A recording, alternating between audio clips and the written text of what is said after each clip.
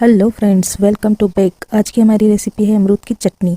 और ये चटनी आपको बहुत ही पसंद आने वाली है। खाने में मज़ेदार और बनाने में बहुत आसान है। चलिए इसे बनाना शुरू करते हैं। इसके लिए वीडियो को लाइक और चैनल को सब्सक्राइब कीजिएगा। तो अमरूद की चटनी बनाने के लिए मेरे पास है एक अमरूद। इसे मैंने अच्छी तरह से वॉश कर लिया है। अब मैं इसको पीस में काट लूँगी। आप चाहें तो अमरूद के जो बीज के बीज हैं इसे निकाल लीजिए। मैं इसको बिना निकाले ही ऐसे ही काट रही हूँ। अमरूद के पीस मैंने काट लिए हैं। अब इसमें हम डाल देंगे सेंधा नमक स्वाद अनुसार और सादा नमक अपने स्वाद के हिसाब से डालिएगा। अच्छा, अब मेरे पास यहाँ पर है 4 हरी मिर्चें, 6 जवे लहसुन के और थोड़ा सा ज़ीरा। यहाँ पर मैंने अदरक ऐड नहीं किया है। अमरूद की चटनी में अदरक ज़रूर से ऐड कीजिएगा। मैंने अदरक की जगह पर यहाँ पर लहसुन लिया है।